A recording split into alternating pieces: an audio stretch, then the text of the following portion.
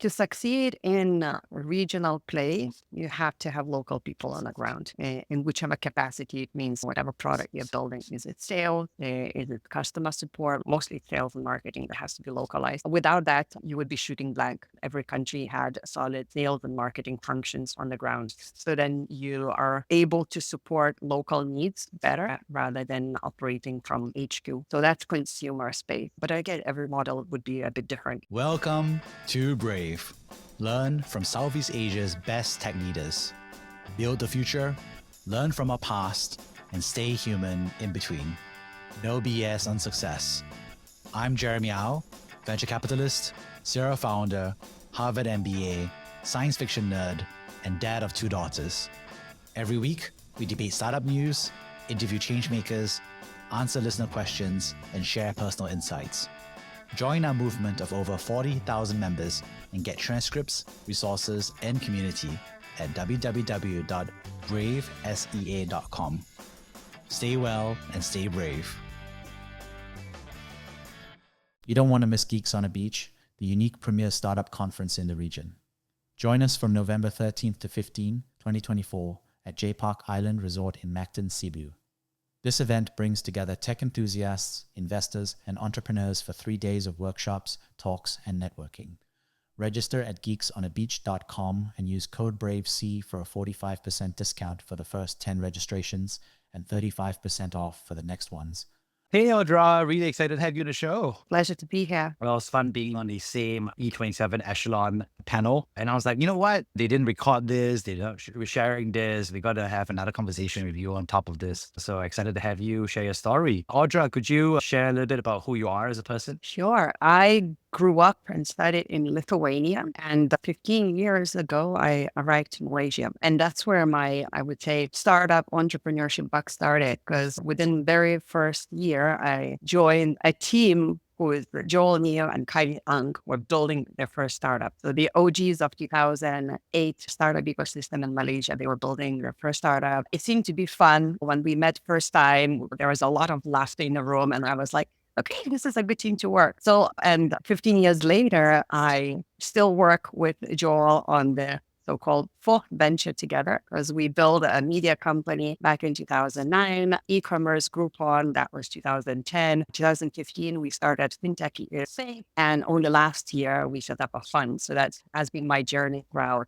And in between, I dabbled with my own startup for a couple of years. As 2 female founders couldn't fundraise. Happy to cover more in that. And it worked a little bit in startup ecosystem, organizing hackathons and programs for aspiring entrepreneurs, even going as far as Sabah to Energize over there. And now we are here today running a founder-led, operator-led fund, and really happy to be contributing back to the ecosystem. So what was it like growing up in Lithuania? Well, it was fun. I had a real good childhood. I come from a family of 3 daughters. My father jokingly would say, I don't have children. I have 3 daughters. That's not very correct to say in today's, world. But yeah, I grew up in a middle income family. My parents were, I think that's where I got the understanding of entrepreneurship subconsciously. Because when I was 6 years old, we broke up from Soviet Union. So I was born in a country that doesn't exist anymore, Soviet Union. And then suddenly the country becomes independent, and there is just so many opportunities to build businesses from scratch, build economy. So parents have dabbled every couple of years of some new business. And I always been seeing that at the dinner table, the conversation of like, oh, this didn't work out. What do we do next? And I think understanding that you have to try all over again is just ingrained in me.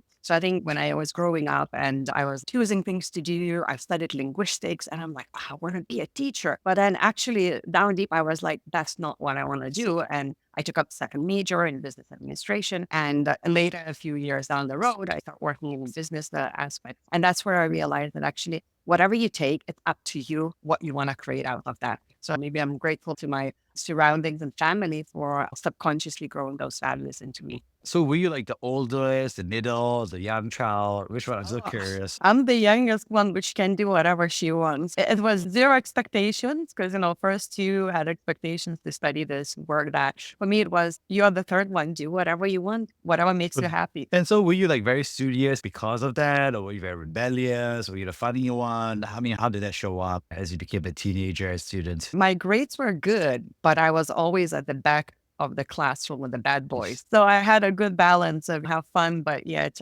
perform well. Yeah, I mean, you don't want to be too bad a person, otherwise too much attention on you, but you can do just enough, right? And so there you are, you're doing university. And how did you kind of like make a way to Southeast Asia? Funny story. It was winter and our winters are brutal, sometimes -20, quite cold. I'm sitting there and I had a friend. She was in Malaysia on a program and she was posting pictures from islands like Tioman and Perhentian. It's beautiful, tropical island. And I'm like, what am I doing in this cold, cold winter? Let me navigate this. So very quickly, she made a couple of introductions and I landed a few months later in Malaysia and I think, you know what, maybe a year here would be fun, travel around later. But, that traveling later never happened because I got to work with startups, which became so exciting. And one project after next, one venture after next, it just kept me here engaged because I really saw the opportunity in this market because it was so nascent when it comes to building e-commerce or internet businesses. So yeah, that's my journey to Malaysia. Very serendipitously, and ended up here. I never thought it would be home for 15 and more years. Wow, that's amazing. I think it's nice to hear that kind of like little bit of luck really changed things for you. So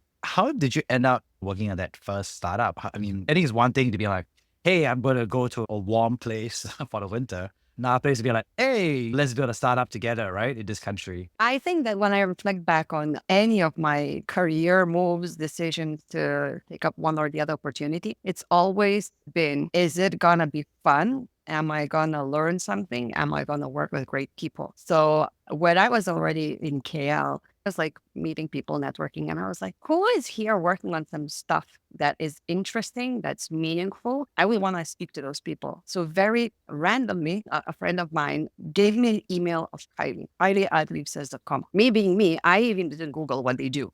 I just sent an email to Khailee and I was like, hey, Khailee, this and that person said we should chat because you're working on something exciting. A couple of days later, we are chatting and that one led to another and ended up working on their first project, building this Southeast Asian Youth Summit and building a report about how the Southeast Asian youth feels about prospects of next 5 to 10 years. So that was quite an interesting program to work on. And then later we built entire, what was Forum turned into media company that later got acquired by Rev Asia. So again, it was very opportunistic of me.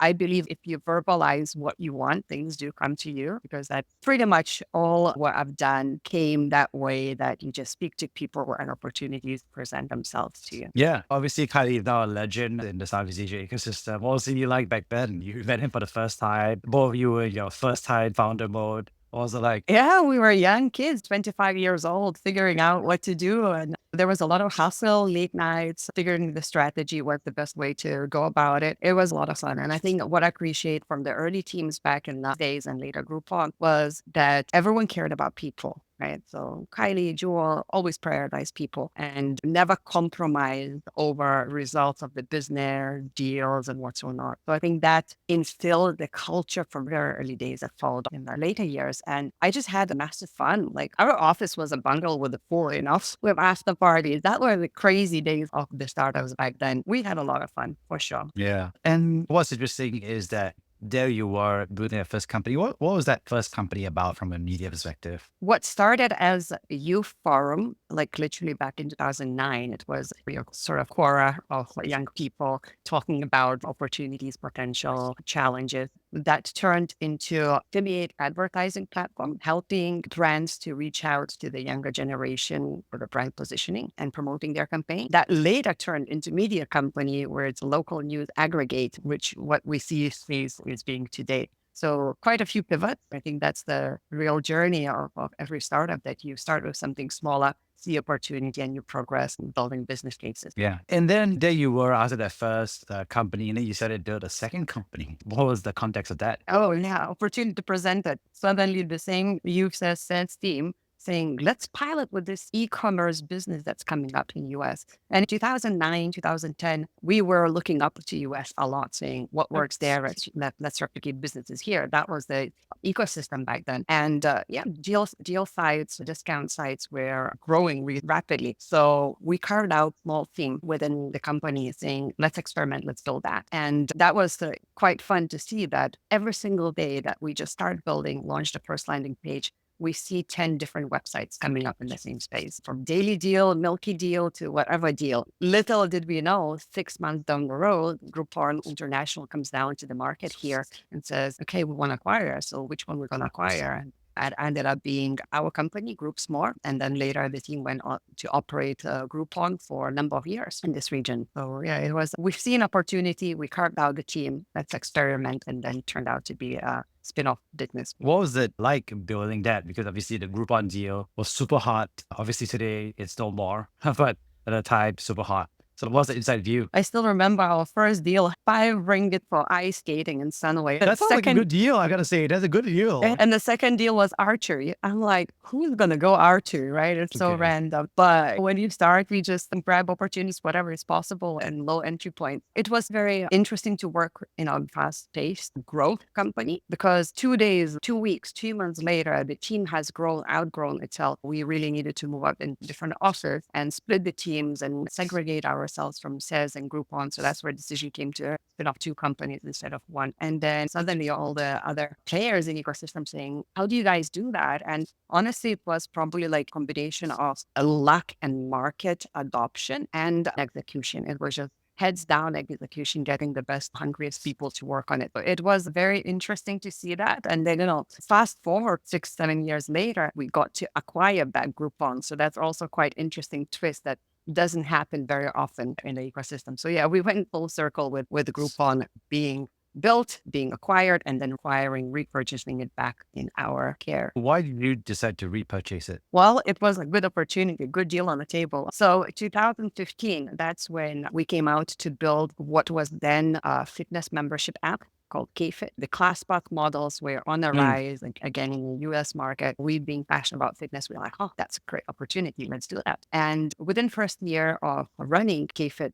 we were at the juncture saying, do we want to go deep into fitness, from integrating your wearables to launching apparel lines and whatsoever? You can go really deep in fitness or go broad, looking across different e-commerce verticals. So we had fitness and we say, like, what if we add wellness category? And then so happened Groupon in Indonesia, Singapore, Malaysia were on sale.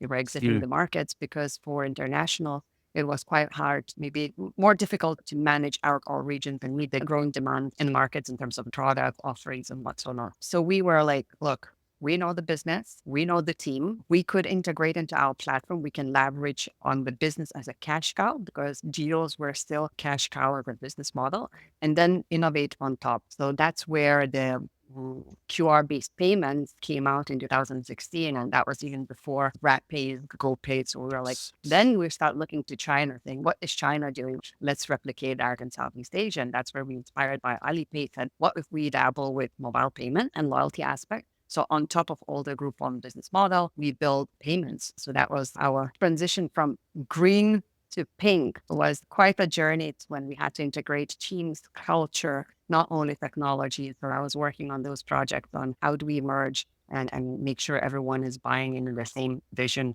and mission. Yeah. So I think this is an interesting piece, right? Because you describe it in a way where you're being a fast follower of something else that's happening in another market. How did you think about that localization piece and inspiration piece from your perspective? Quite tough. I think we had hit and misses with that. So when we were saying, hey, let's go into payment space, we did it, I would say, very well in Singapore market, where adoption was much faster and probably the size of the locality itself helped because it's so condensed. And this product has to be hyper local approach in terms of marketing, acquisition, and adoption. Malaysia, we did well. Indonesia, we failed with payments. We were not able to adapt to the needs of consumer, perhaps topping up the wallets or whatsoever.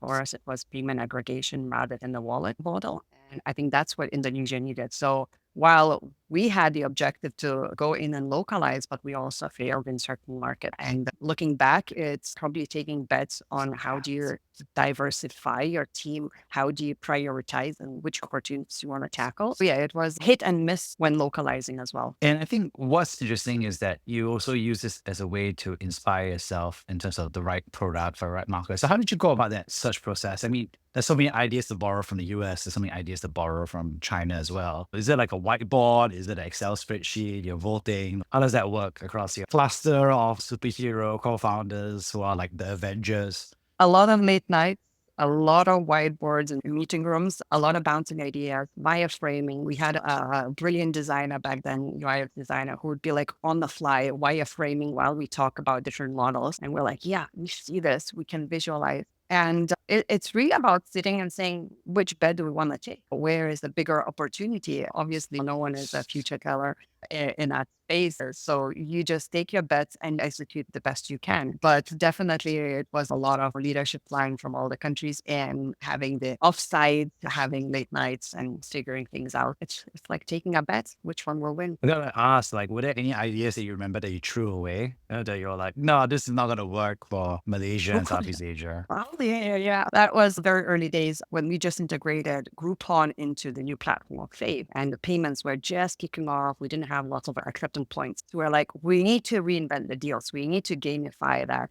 So there was a project where we built a chat. Now it could be chat GPT and then that was actual humans chatting. I could send a chat around the deal I want to share with you. If you want to go for dinner, I would send a chat. How about we buy this together? So it's kind of reimagining group buying through social. And then we had wireframes of TikTok-like videos of you sharing what you had in the spa, beauty salon or restaurant. So those, I think, were quite cool ideas, maybe premature, too early, that we Okay. tabled. Oh, well, I guess now you can come back to ChatGPT maybe. And so there you are, you built these several companies along the way. And then you said that you wanted to build your own, but maybe not with the same gangs in some ways. Then you said that unfortunately it didn't work out. Could you share a little bit more about that? That was between first Groupon and Fave period of time. For a couple of years, I was like, you know what? Now I figured out how it's done. I wanted to build it on my own. So with another co-founder, we built a home dining platform, social dining platform, which was Airbnb for dining. Airbnb have not started their Airbnb experiences back then yet. It was just booking of the rooms and accommodation. We thought that if you can book a dinner at somebody's house, you learn the culture, you experience, meet people, it's very social aspect. So we ran it for a couple of years. We had probably like 8 to 9 markets, including Taiwan, Japan, Australia. Those were smaller markets. Thailand, Singapore, Malaysia were bigger ones. And that was one of those learnings for me where if all your friends says, this is such a great idea, I love it for you, but they don't go for it, they don't buy the service, that's a kind of red flag for you, right? Your friends are encouraging and it's a great idea. It's a great story. Media loved it. We had so much free coverage by media back then, but the repeat rate was not there. The unit economics was not really adding up. So all these like very early mistakes built me up for next time when I do it, I really look at the unit economics from day one to build out a business. But yeah, it was, I would say, a good experience, a fast forward MBA in building a business. Yeah. Definitely not an easy piece to go through. And I think what's interesting is that when founders, obviously you've had some wins, right? And after that, you had this failure and that's perspective. What made you say, I'm going to become a founder again and I'm going to join Fave, for example? Was it a pull? Or was it more like, hey, I want to be a founder again? Or were there other career paths to be like, hey, I can be chill and do something chill? Exactly. Going back to the point where things just happen at the right time, right place, opportunities come about that. I do remember that I was literally like thinking, maybe it's time to take a break. I had my volunteering experience booked out in Japan. I was supposed to go in this little Japanese village and help farmers to farm for a month, saying that's going to be my disconnect. And then I get a message from Joel, which back then we would exchange messages every couple of months, usually for about like, hey, do you want to go clubbing? Which my answer usually would be no, thank you. Or the second type of messages would be, hey, I have an idea. I was already used to entertain Joel's idea of different businesses. And then we met out for dinner and he was talking about his fitness membership, democratizing fitness business model in the West. And I was like, you know what? This could be a fun gig to do one more time with the same team, the same CTO. And then it's the kind of people that we know already. And that was no brainer for me. The same evening I said, look, I'm in. And I was the first one officially to start. Like I was officially first employee because everyone else still were working on different gigs and had their resignation period to serve. So I was the first one to say, let's do it because I'm committing. Then everyone else had like a month or two to onboard and we quickly start hiring a team. But honestly, it was a no-brainer for me because it's interesting people, great people to work with. Maybe it's good opportunity as well to build a business in that space and let's just do it. Amazing. So you've done all of these kind of like journeys as a founder and then eventually you decided to say, hey, I'm going to do and be a VC. So what happened there? Very accidental. Again, when we sold Fave 3 years ago as a leadership, we were staying for a couple of years to ensure smooth transition. And then mid last year, when we were handing over the wrapping up things, we're exploring opportunities. Okay, what's next? Is it new venture? Is it going into another scale up to work or going into corporate or helping startups to kick off from the ground? And very accidentally, we got funds saying, hey guys, if you want to help startup, here's a fund allocated for you if you want to do it. So we did not really fundraise. Therefore, our fund was quite small and we took it as a pilot thing. Okay, let us set it up, have a pilot. We came up with a thesis where we want to invest and we just started deploying capital. So quite accidental, but I think that very well aligned into the process of us wanting to give back to the ecosystem that helped us out all these years ago. So what are the parameters of the fund you're looking at deploying from a startup and LP perspective? So it's a consumer focus, partly because our experience comes from building consumer tech company, partly because there is a great opportunity in Southeast Asian market, growing middle class, demand for accessible and affordable products and services locally, and also matured ecosystem enough to build companies from here to serve the world. So we thought all that adds up. So it's consumer focused. What we really differentiate, or I would like to think we differentiate, is that we take bets on people and we invest in a lot of times free product and free revenue startup. And that's the gap that I believe we are filling, because usually that stage, it's your angel, grant, and accelerators, where naturally you need to commit some time or even full time, and at times can be difficult. So we fill that gap where we invest free product through revenue. In the last 16 months, we invested in 16 companies, which at the speed of one per month on average. And out of those 16, 40% were pre-product. So that's super early stage, where essentially we just bet on the founder capabilities. Obviously, we look at the market and potential of the growth and underwrite at a super early stage. And we help out to, in whatever way it's needed, to build it out to the next stage to validate the product and market. Yeah, amazing. And when you see this, what's the difference between the founder lifestyle versus the VC lifestyle from your perspective? Oh, quite relaxed, huh?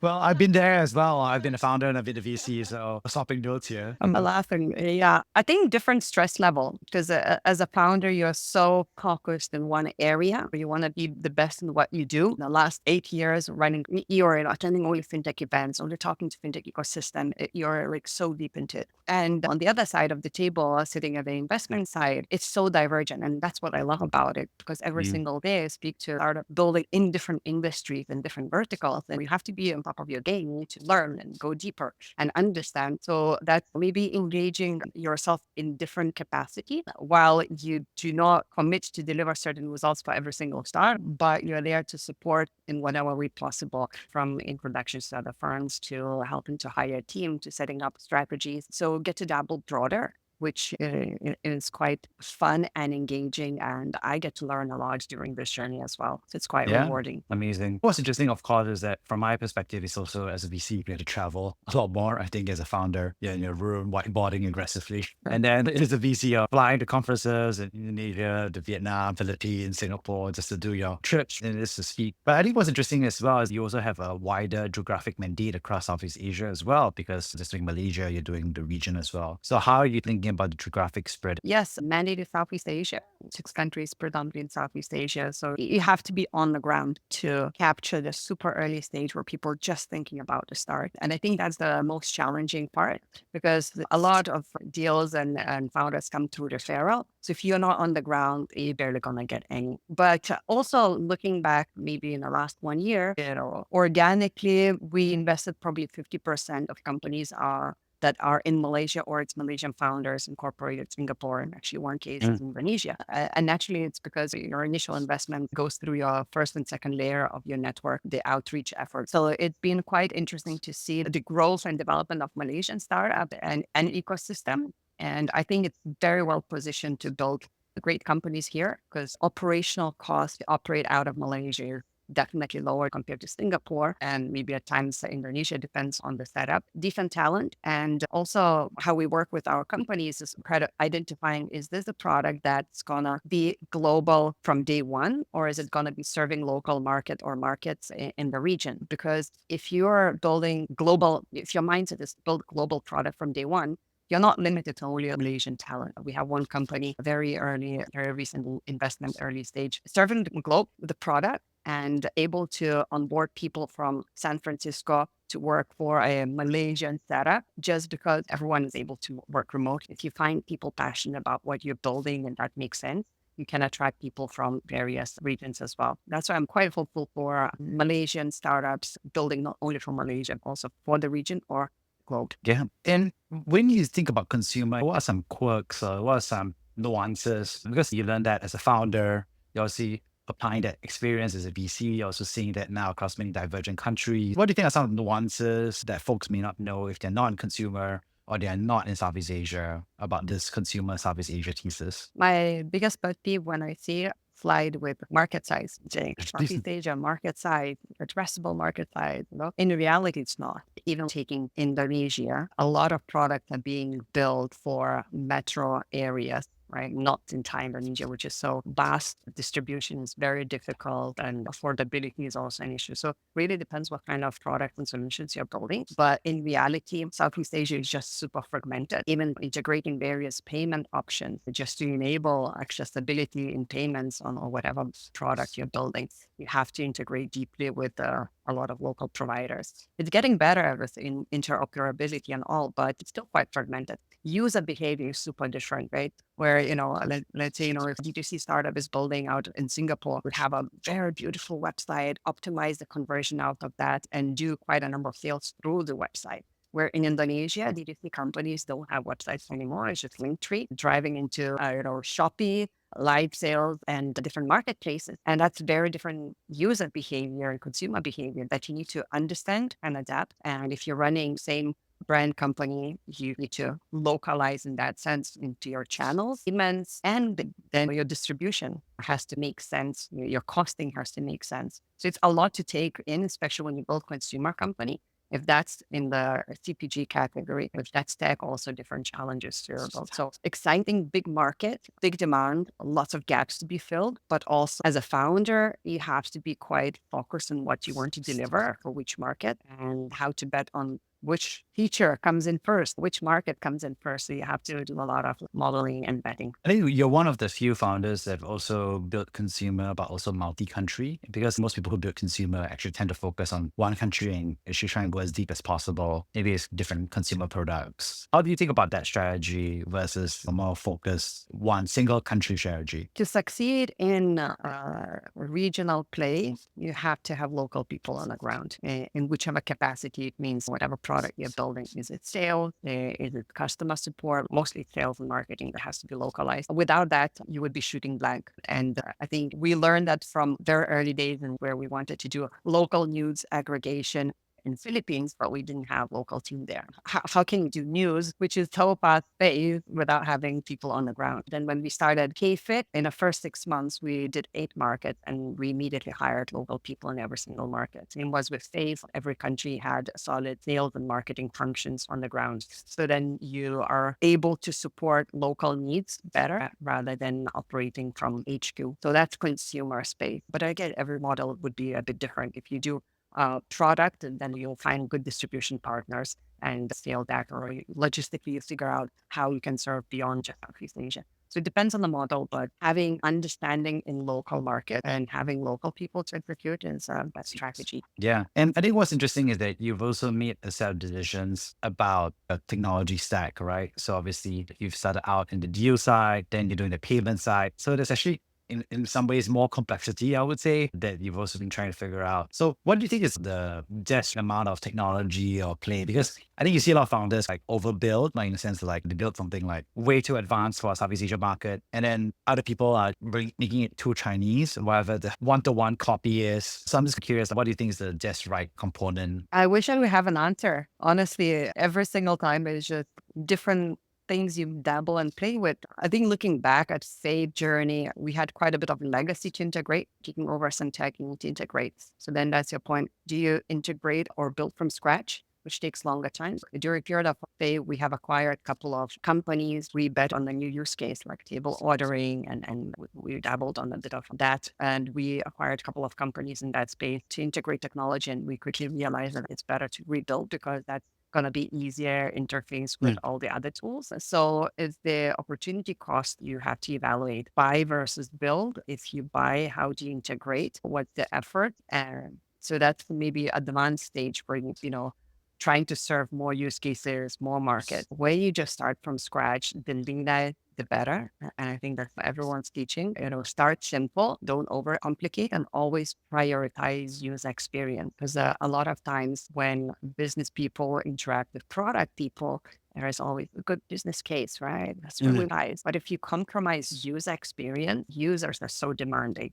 If I don't know how to navigate on this platform, I'm dropping off, right? You can't expect that suddenly by adding more use cases, it's going to be success. And I think that's where all the super apps that we have, usually 1 to 2 use cases are core and everything else is noise, even though companies are trying to validate that there is business case. But at the end of the day, big picture is just the stack that is not being fully utilized. So go leaner, less use cases is probably better than more. So, Audra, could you share a time that you personally have been brave? Might be sounding so basic, but last year I was brave to give myself a proper holiday. Or what does it mean, a proper holiday? Yeah. So after 15 years, I did go for different holidays and breaks, but it always would be you open up your laptop, you check the emails, you're always on WhatsApp chat. This was first time when I was handing over Fave. And then before jumping into the VC work, I went for a solo hike to Everest Base Camp, 12 days, just me, my backpack, and going into the wild. And that's when I realized that without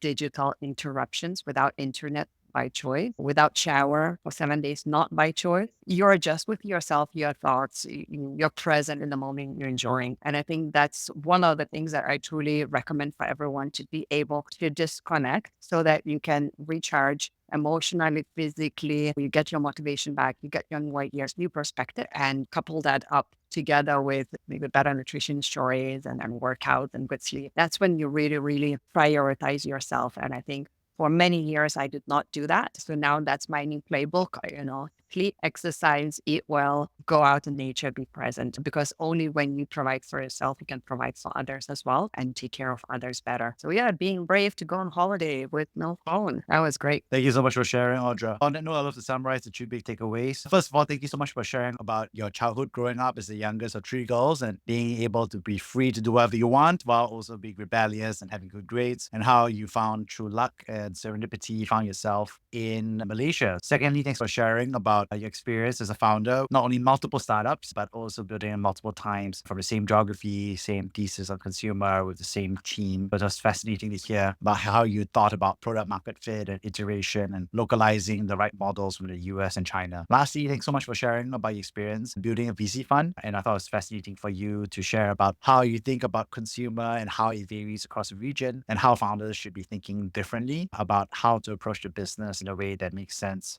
for the region. On that note, thank you so much, Audra, for sharing your experience. Thank you for having me. It was fun. Thank you for listening to Brave. If you enjoyed this episode, please share the podcast with your friends and colleagues. We would also appreciate you leaving a rating or review. Head over to www.bravesea.com for member content, resources, and community. Stay well and stay brave.